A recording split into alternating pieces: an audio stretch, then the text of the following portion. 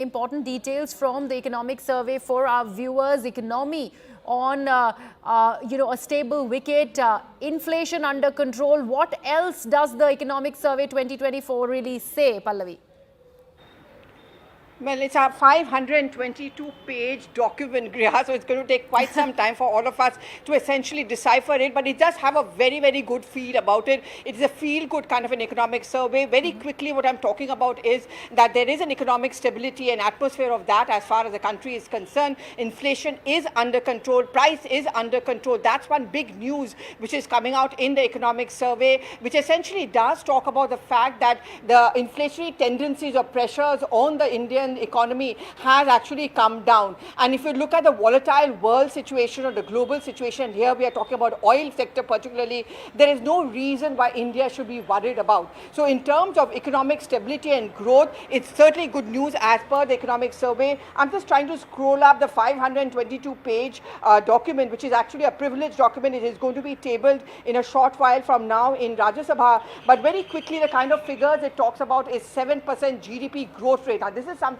which we all have been talking about. How the estimates or projections which have been given out by IMF, which has been given out by Finch, all of them have been indicating that India's GDP growth rate is going to be between 6.5 to 7%. The Economic Survey of India for 23-24 also gives a similar kind of an estimate, which means that there is no scope for the naysayers to believe or have their way that there's a major economic crisis brewing in the country. Absolutely. And I was just going through this document that you just shared with us, Pallavi. That's an exclusive piece of information that we are putting out first on CNN News 18. A lot is being said on the job generation and employment front. There's a lot that's said about the private sector also. Just tell our viewers more about that. Well, I'm just trying to read up on this, but you're absolutely right. I mean, it does talk about the fact that job generation is something which has seen an upward swing, at least as far as the rural sector is concerned. Look, there was a bit of a concern, Griha, that because of the job situation in urban areas, were people again going back to the rural areas? Were they going back to their villages, which did see an upswing as far as the rural job employment is concerned? What the government has, through the economic survey, trying to assuage that by saying that this should not be seen as a negative picture. There have been greater modernization as far as the agrarian sector is concerned, which also means that more and more job opportunities are now available for our people as far as the smaller towns or in villages or the agrarian sector is concerned. But at the same time, despite the AI pressures, despite those concerns, there are various pockets or sectors which has seen a job growth. I think the rest of the picture is baki. It is going to be there reflected in the general budget tomorrow, where the government will have to give that push to ensure that job generation gets accelerated, at least as far as the urban areas are concerned. Absolutely. And Pallavi, I was just going through it further. It gives a lot of emphasis to agriculture. We are learning also small enterprises, the fact that the Prime Minister again and again talks about how there needs to be entrepreneurship on the part of the Indians. That also features as a key aspect in this economic survey. Yes, absolutely. And I'm not only that, I'm going to talk about MSMEs, which is certainly going to be the focus of the general budget, because that is where the PLIs and the SOPs or incentives may come in from the finance ministry as well. But apart from that, if you take a quick look at many of the programs, the USP and the flagship programs of the government, it seems to have benefited the people who it was meant for. Very quickly, for example, mental health, the district mental health program we are talking about. We are talking about the Jan Aushadhi, which is the health sector. We were talking about this a short while back, Griha, how the health sector is going to be one of the main focus of the general budget tomorrow. And for that, the fact that India's health sector, the health program, Jan Aushadhi mission, the Arogya mission of the government seems to have touched the targeted audience. That is the kind of figure which is really coming in from the economic survey. To talk about the MSMEs very quickly, well, the Prime Minister on multiple platforms, even when he had an interaction with the economists, said that the small sector and the MSMEs, these are the two focus areas. We have to focus on them because that's the only way that Viksit Bharat can take place. We talk about Atmanirbhar Bharat. We want to cut down on our imports. And Atmanirbhar Bharat can only take place when our MSMEs and the small sectors are actually SMSMEs also start doing well. And for that, they require a lot of support from the government in terms of incentives, in terms of PLIs. I think all of this is an indication into mind of what is the budget likely to be like tomorrow.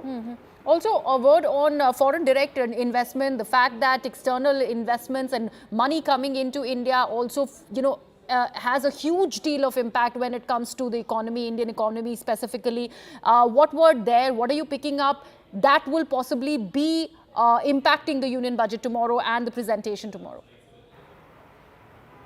Well, before I answer that, I'm going to go back to Sure. what we were talking about in the rural sector. And over here, look at the figure which is being put out by the economic survey. It talks about this financial year that on an average, the nominal wage rates in the agriculture sector rose by 7.4% as far as the men are concerned and 7.7% as far as the women are concerned. Now, if you look at the graphs, which I guess we are going to start putting out, the graphs clearly shows an upward swing. See, people have been talking about the collapse of the rural sector. If you look, and I'm going to talk about politically, if you talk about politically, what happens is, well, we're going to try and put out also the kind of recap of what the summary of what the economic survey is all about. But if you look at the